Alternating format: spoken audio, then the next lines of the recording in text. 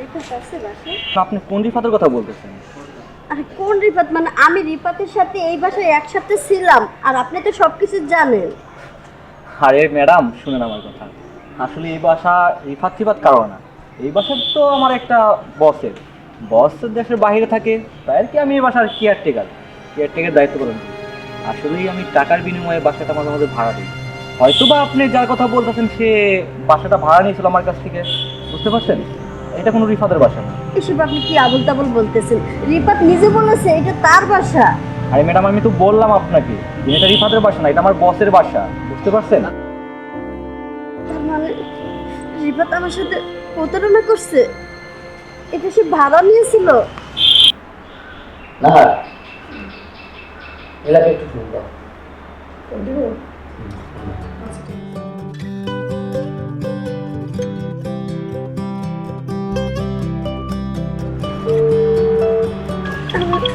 Neha phone.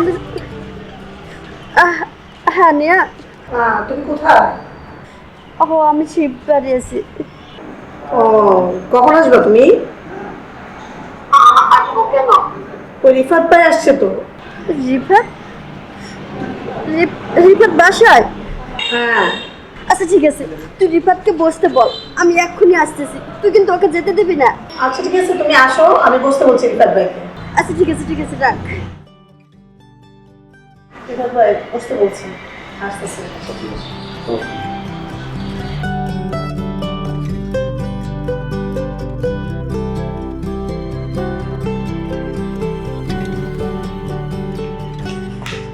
Neha কোথায়? কোথায় রিফাত? রিফাত ভাই এই তো রিফাত। তাহলে ওইটা কি? দেখুন নীলা,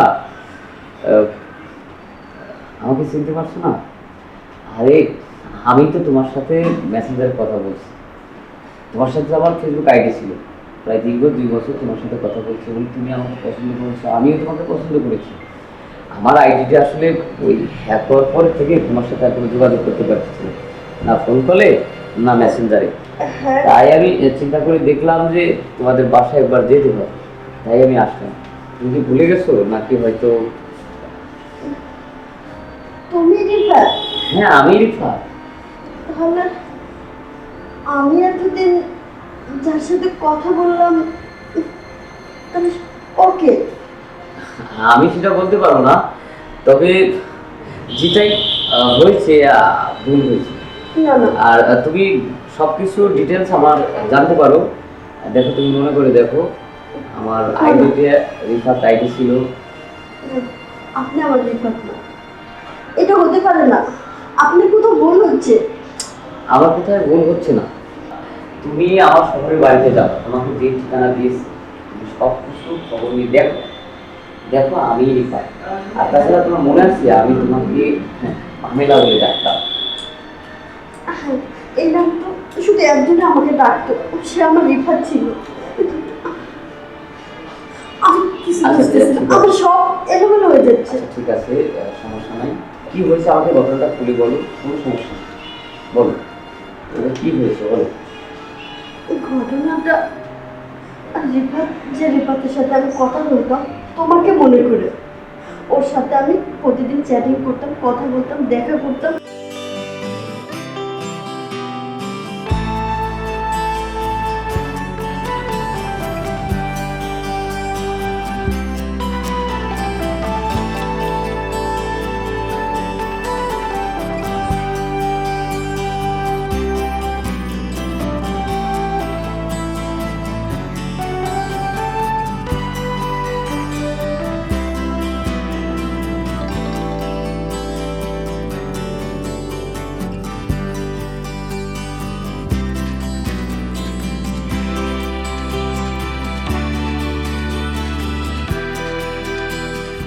ওর সাথে আমার সবকিছু হয়ে গেছে।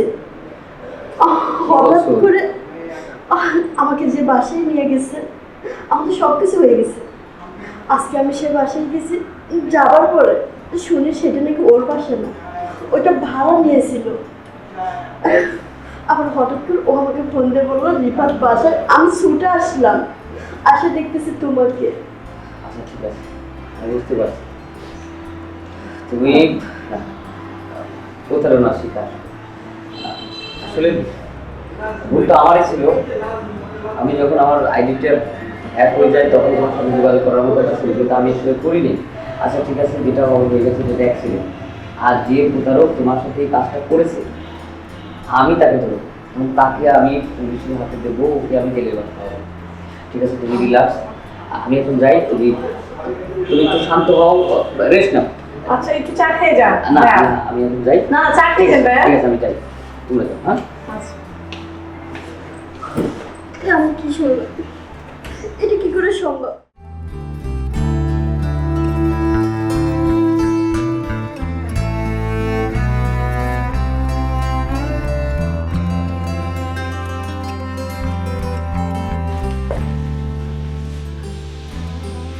আপু কি হয়েছে তোর? মন খারাপ কেন? মন খারাপ কেন বুঝতে পারতেছিস না? আমি কিছুতেই মেনে নিতে পারতেছি না এটা। কি হয়েছে? কি হয়েছে আবারও তুই জিজ্ঞেস করতেছিস? সব জেনে শুনে? আমি তো তোমাকে আগে বলেছিলাম এই ছেলেটা ফ্রড। আমি তো বুঝতেই পারিনি এতটা ভালোবাসলাম, ও আমাকে ভালোবাসে, কিন্তু এভাবে যে আমার সাথে প্রতারণা করবে আমি কিছুতেই এটা মেনে নিতে পারতেছি ও না। তো ফেক, তোমার তো ফেক আইডি দিয়ে তোমার সাথে মেসেজ করছে আর তুমি সবকিছু ওকে দিয়ে দিছো। আমি একবারও বুঝতে পারলাম না যে ও এতটা ফেক। রিফাতের নাম নিয়ে, রিফাতের আইডি নিয়ে আমার সাথে এরকম একটা জঘন্য কাজ করবে। এখন আমি কি করবো বল? এখন কি করবো? তুমি ওকে ব্লক দিয়ে দমন থেকে সরে ফেলো। আমি পারতেছি না। আমি যত ভুলে যেতে চাচ্ছি তত বারবার মনে পড়তেছে ওই দিনের ওই ঘটনাটা বারবার শুধু আমার চোখের সামনে ভেসে আসতেছে। আপু তুমি একদম বোকা। তুমি নকল রিফাতকে নিয়ে কেন ভাবতেছো? তুমি বলো তো, তুমি কেন তুমি বলতে পারতেছো না? ওর তো ভাইয়া মেনে নিচ্ছে তোমাকে, তোমার একটা অ্যাক্সিডেন্ট হয়েছে, এটা তুমি ভুলে যাও। ভুলে যাবার জন্য চেষ্টা করতেছি, কিন্তু আমি কিছুতেই তাকে বুঝতে পারতেছি না। একটা মানুষ এতটা খারাপ হয় কি করে? আইডি চেঞ্জ করলো, রিফাত না হয়েও রিফাত সেজে আমার জীবনটা বরবাদ করে দিল। আমি আর পারতেছি না রে, আমি কিছুতেই মেনে নিতে পারতেছি না। আমি ওর স্মৃতিগুলো না ভুলতে পারতেছি না। আমি আর সহ্য করতে পারতেছি না, না। ঠিক হয়ে যাবে, ইনশাআল্লাহ। ধৈর্য ধরো, তুমি ধৈর্য ধরো, ভুলে যাও, সব ঠিক হয়ে যাবে। শুধু বারবার রিফাতের নামগুলোই আমার মনে পড়ে। আপু এটা ভুলে যাও। রিফাত ভাই তো, এটা তো তোমার জীবনের অ্যাক্সিডেন্ট। এটা ওরা আমাদের ফ্যামিলিও জানে তোমার জীবনে অ্যাক্সিডেন্ট। কেন তুমি ভুলতে পারতেছো না? ভুলে যাও, এটা ঠিক হয়ে যাবে, সব ঠিক হয়ে যাবে আপু, সব ঠিক হয়ে যাবে, সব ঠিক হয়ে যাবে। চলো চলো।